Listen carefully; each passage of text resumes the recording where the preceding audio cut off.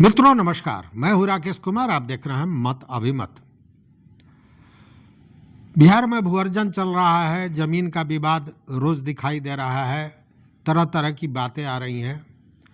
लेकिन इसी बीच बेतिया राज से जुड़ा हुआ मामला निकला और अब एक और मामला सामने आया है, वह है टोपो भूमि का। टोपो भूमि, जी हाँ, मुझे लगता है कि हम में से बहुत से ऐसे लोग होंगे जिन्होंने टोपो भूमि का नाम भी नहीं सुना होगा कि ये टोपी भूमि होता क्या है। लेकिन ये बातें आई हैं पटना हाईकोर्ट के एक फैसले के बाद, जिसमें छपरा में एक व्यक्ति द्वारा एक जमीन पर घर बनाने के लिए नक्शा पास करने के लिए छपरा नगर निगम को आवेदन दिया।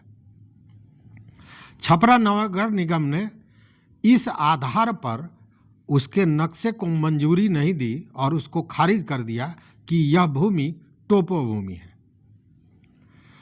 और इसी को लेकर वह व्यक्ति पटना हाईकोर्ट पहुंच गया। पटना हाईकोर्ट में सुनवाई हुई और सुनवाई के बाद पटना हाईकोर्ट ने कहा कि आप किसी के नक्शा को इस आधार पर निरस्त नहीं कर सकते हैं कि वो टोपो भूमि है।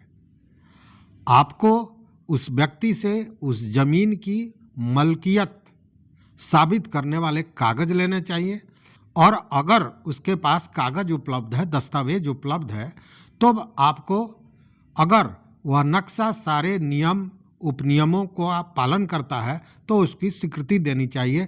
लेकिन सीधे यह कहकर कि ये टोपो भूमि है और आपने नक्शा अगर निरस्त कर दिया, पास नहीं किया, तो यह गलत है, ऐसा नहीं होना चाहिए। और इसको लेकर पटना हाईकोर्ट ने सवाल भी कर दिए।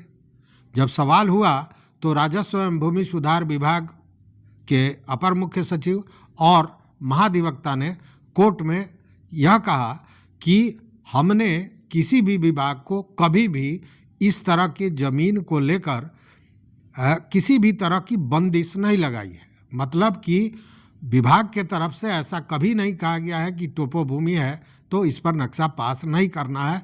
यह विभाग के तरफ से कभी इस तरह का निर्देश नहीं दिया गया है। मतलब सरकार ने अपनी हाथ खींच ली जब कोर्ट ने जवाब तलब किया। लेकिन मित्रों, अब ये समझिए कि टोपो भूमि है क्या।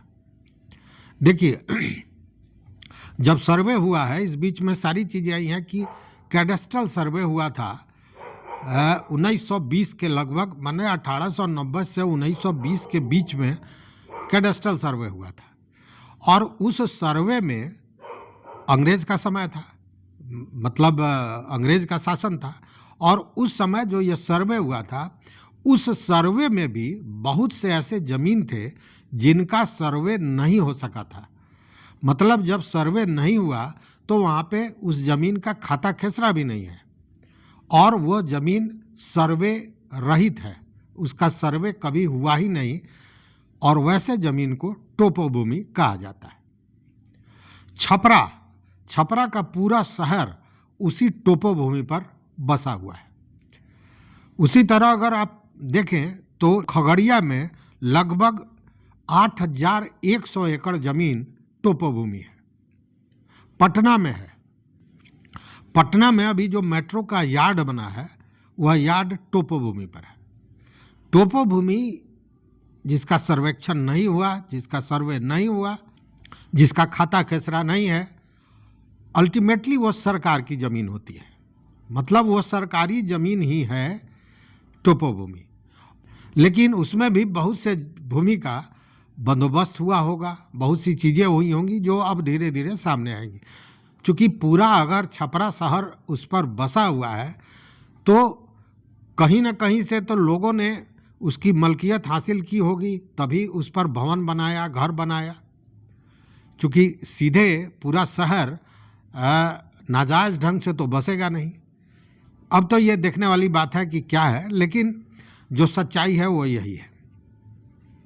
अब टोपो भूमि को लेकर सरकार के जो विभागीय लोग हैं, राजस्व एवं भूमि सुधार विभाग के अपर मुख्य सचिव, इन लोगों का यह कहना है, कोर्ट में भी उन लोगों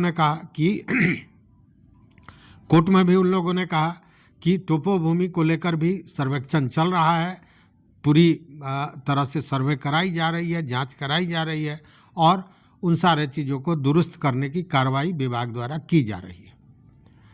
लेकिन टोपोभूमि के नाम पर यह जो नगर निगम द्वारा नक्शा पास नहीं किया गया, इसको लेकर सख्त निर्देश हाईकोर्ट ने दिया और हाईकोर्ट के कार्यकारी मुख्य न्यायाधीश जस्टिस आशुतोष कुमार और जस्टिस पार्थ सारथी द्वारा यह फैसला किया गया है। तो मित्रों यह है टोपोभूमि की कहानी।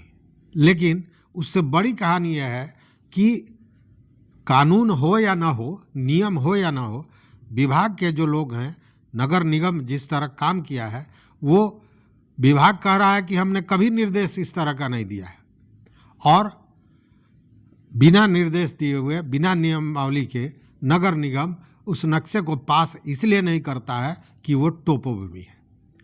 तो टोपोभूमि की भी कहानी अजीब है। तो इस वीडियो में बस इतना ही। लेकिन मित्रों, अनुरोध है कि आप हमारे कमेंट बॉक्स में ज़रूर बताएं कि क्या आप टोपोभूमि की जानकारी रखते थे, कि आप जानते थे कि टोपोभूमि क्या होती है। तो इस वीडियो में बस इतना ही। देखते रहिए मत अभिमत। मित्रों, चैनल पर नए हो सब्सक्राइब कीजिए, लाइक कीजिए, दोस्तों के साथ शेयर कीजिए और अपना विचार जरूर दीजिए। बहुत बहुत धन्यवाद, कोटिशः आभार।